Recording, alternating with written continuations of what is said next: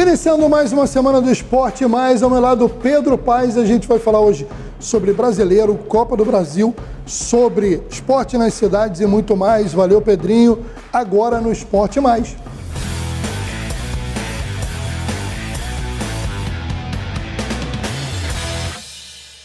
Começando a semana...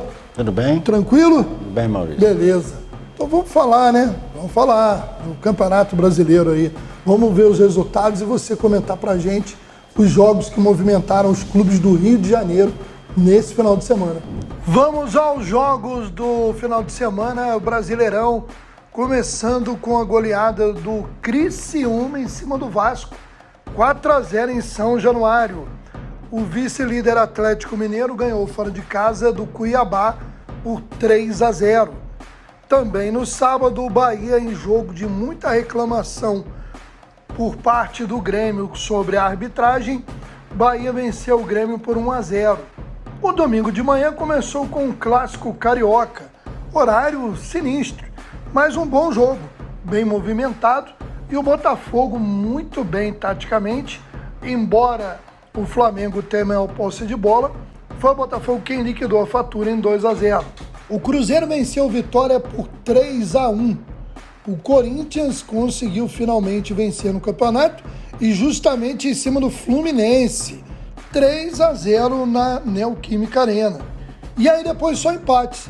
Empates entre Fortaleza e Bragantino no Castelão por 1-1, entre Juventude e Atlético Paranaense no Alfredo Jaconi também por 1-1, e também empate para Inter e Atlético Goianiense 1-1. A rodada será complementada nessa segunda-feira com o Clássico Paulista, São Paulo e Palmeiras.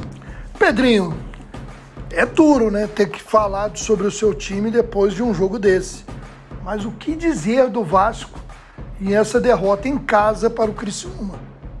E o Vasco passa mais uma vergonha dentro de casa, 4-0 Criciúma.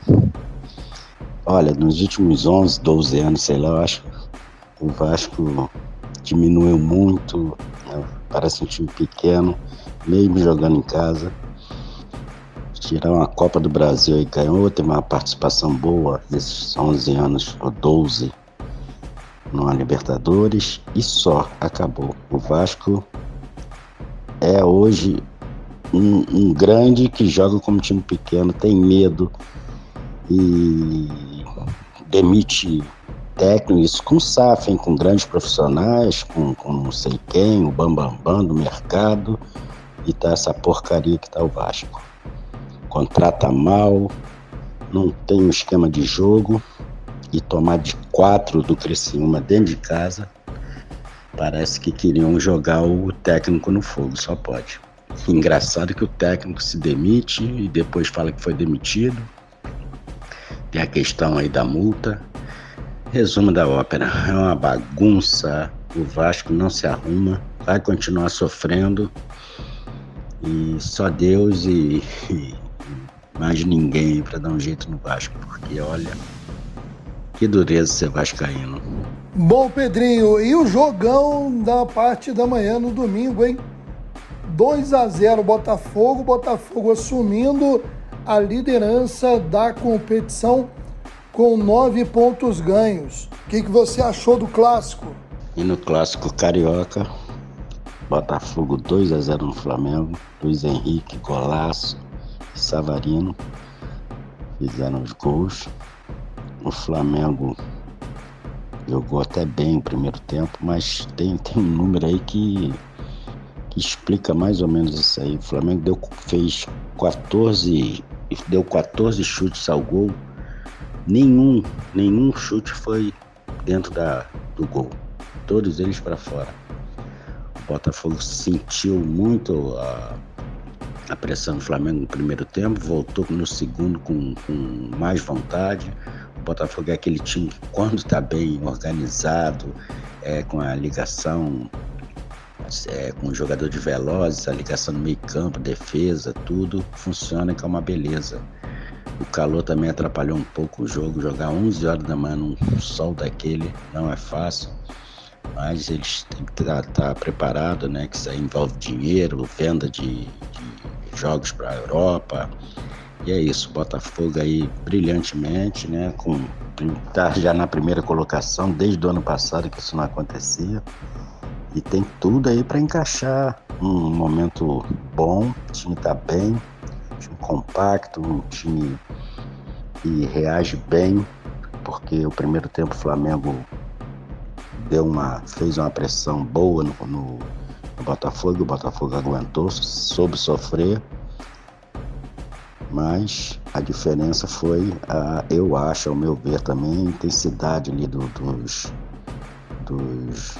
jogadores do Botafogo, o Flamengo um pouco apático, o Pedro quase não teve oportunidade, chutou algumas bolas, mas é isso, Botafogo soberano, colocou no bolso o Flamengo e primeiro lugar no Campeonato Brasileiro. Quem também vem oscilando e me parece para a parte de baixo de rendimento é o Fluminense, que inclusive está perigosamente próximo da zona de rebaixamento, com apenas 4 pontos em 4 jogos, começo muito ruim do Fluminense no Campeonato Brasileiro e a derrota de 3-0 para o Corinthians, que ainda não havia ganho, comprova isso, né? E o Fluminense não aguentou a intensidade do Corinthians e o brilhantismo aí do Wesley, né? Um garoto, 2 golaços, mais um gol de Kaká, 3-0 Corinthians.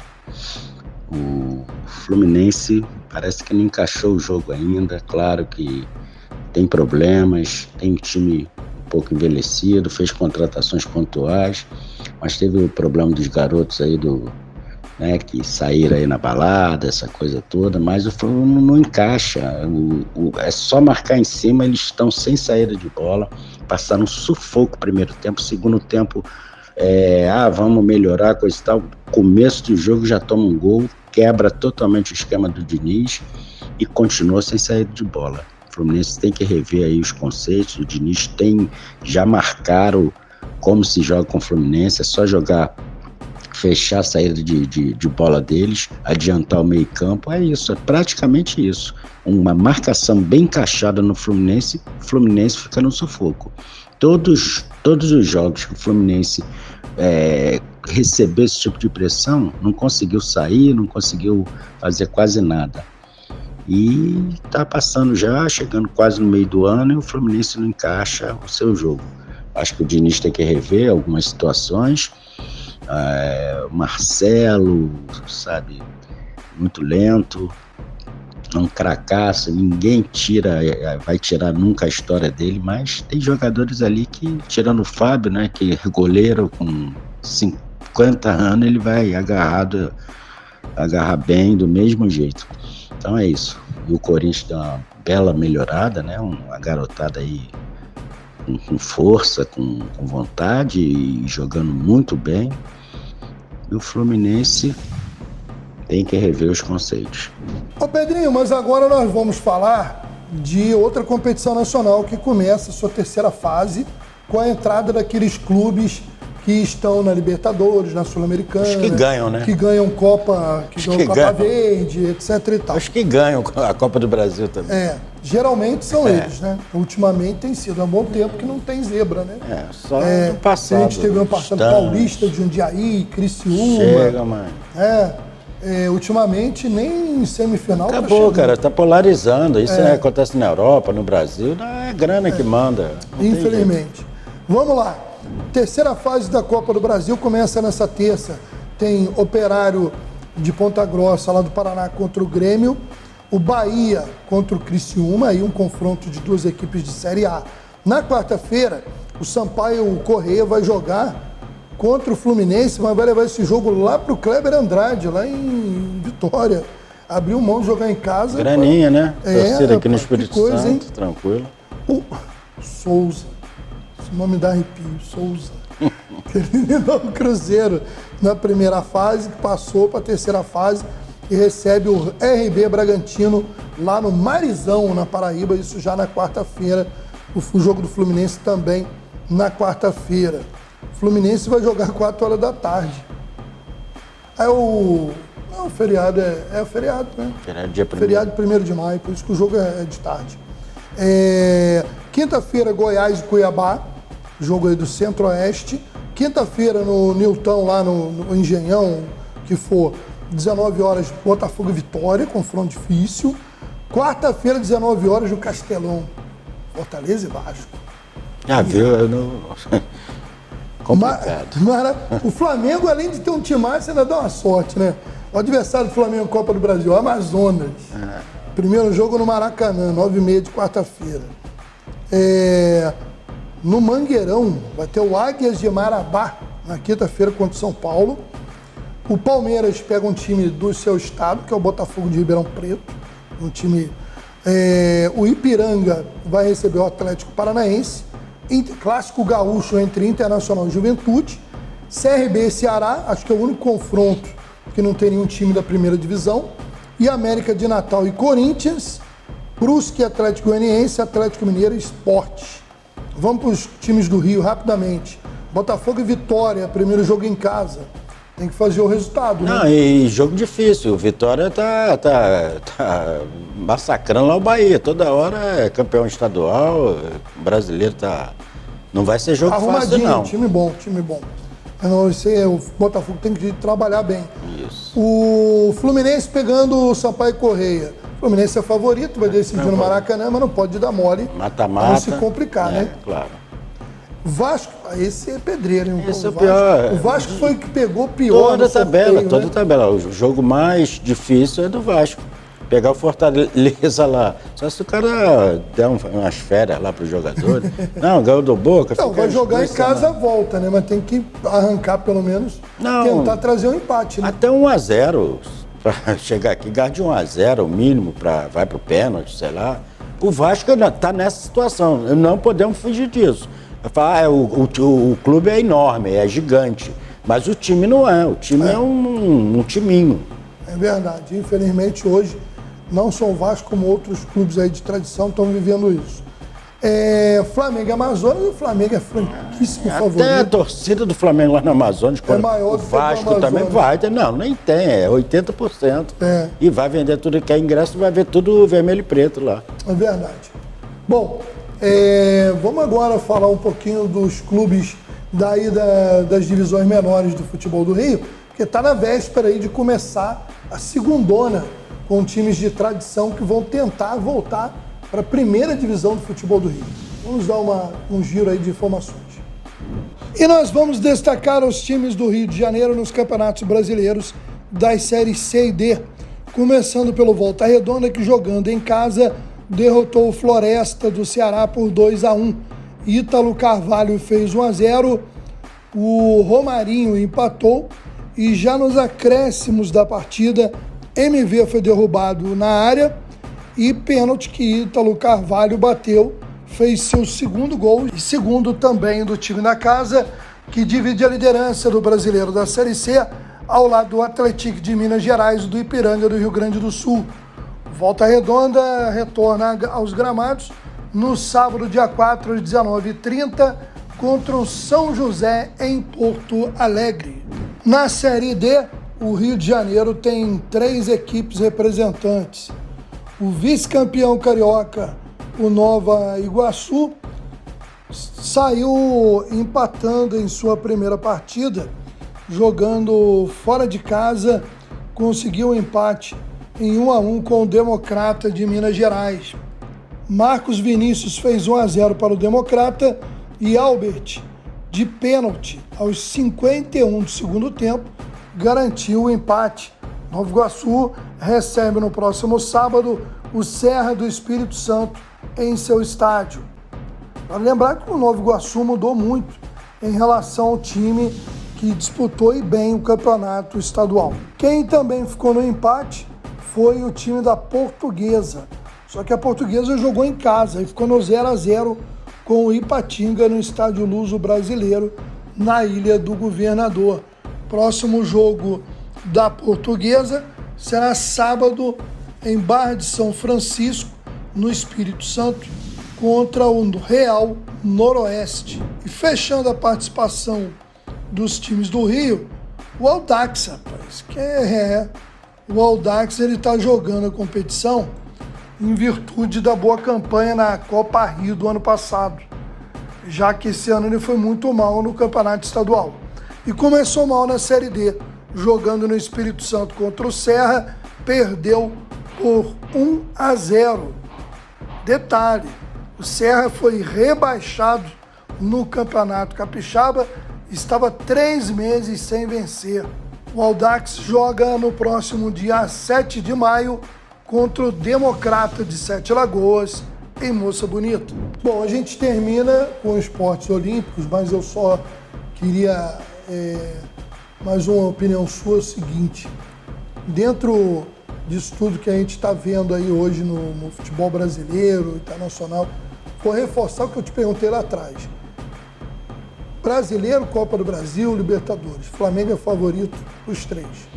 Com certeza. É difícil ganhar os 3, né? O Tite, inclusive, tá mesclando para descanso do jogador, que eu sou totalmente contrário, mas eles vão dar sempre prioridade para Libertadores, depois o Brasileiro e Copa do Brasil, né? Porque dá grana também, e levantam a taça. O Flamengo é franco favorito em todas as competições que disputar. Agora, brasileiro está muito cedo. Mas você acha, pelo que viu até agora, que pode ter alguém que aparecer aí e romper esse ciclo? Palmeiras, não, difícil. Flamengo. Você vê o Scarpa, como encaixou bem no time do Atlético. O time do Atlético tem um timaço. O Scarpa parece que chega. Demorou, isso. Hein? Não, demorou. Mas quando entrou também, o cara entra, ele mete gol, segura o meio campo, toca a bola. E eu acho que o Atlético tem um potencial tremendo. O Flamengo e Palmeiras, o Fluminense se dá uma boa melhorada, e a incógnita para mim é o Botafogo, que tem um bom time. Internacional, São Paulo. Eu acho difícil, o Grêmio sempre chega, mas para ser campeão, acho que vai ser nesse pequeno grupo aí. A não ser que um time desse seja eliminado na competição. Aí aí dá o foco, né? Dividido. Eu falei isso lá atrás, em um programa atrás. O Botafogo ano passado. O Campeonato Brasileiro geralmente larga. O Botafogo aconteceu o efeito contrário. O Botafogo, quando foi eliminado da Sul-Americana e Copa do Brasil, caiu mesmo. Ele caiu de produção. Aí caiu tudo. Estranho. Mas vai ser... Coisas do Botafogo. Vai ser duro, mas aí vai ser coisa de foco. O cara tá na Libertadores e larga o Campeonato Brasileiro. Copa do Brasil é mata-mata, eles sempre vão jogar com um time bom. Então é isso, mas o Flamengo é favorito.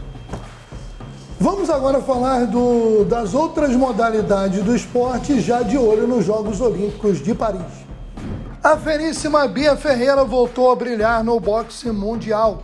A brasileira derrotou a argentina Yanina Del Carmen Lescano em Liverpool, na disputa pelo cinturão da Federação Internacional de Boxe. A luta foi paralisada no 6º round porque a adversária da brasileira estava sangrando demais e o combate foi encerrado. Com a vitória, a Bia deu o primeiro passo para alcançar o ambicioso objetivo de ser a primeira da história a ser campeã mundial no boxe profissional e ganhar uma medalha olímpica no mesmo ano. Em julho, ela será uma das representantes do Brasil, disputando a medalha de ouro na categoria até 60 quilos. E falando de um dos esportes que mais títulos olímpicos e medalhas em geral deu ao Brasil, o voleibol conheceu no último final de semana o campeão da Superliga Masculina, temporada 2023-2024. Jogando no ginásio Geraldão, em Recife, o SESI Bauru derrotou o Vôlei Renata de Campinas por 3-0, 25-16, 25-23 e 25-20. Foi o segundo título da equipe do SESI Bauru, que já havia sido campeão na temporada 2010-2011. Bom, a gente vai chegando ao final dessa edição. Um abraço, bom Maurício. Feriado. Igualmente. Tá bom? Feriado bom. Aí do dia do Nosso trabalho dia, pra todo mundo. Quem trabalha. É isso aí. E muito. O cara riu, tá trabalhando. Não, eu que não trabalho. Tu não tá não, cara? Eu que não trabalho. Tá não? Não, só trabalho aqui contigo. Já tá com boi na sombra? Não, não tô com boi na sombra, mas fico do bar numa árvorezinha lá, frente à Baía de Guanabara. Lá no balneário, lá. É, tranquilo. Pedrinho, um abraço. Valeu aí a nossa equipe técnica e obrigado a você que nos acompanha nos canais e plataformas que transmitem o Esporte Mais. Um abraço e até o próximo.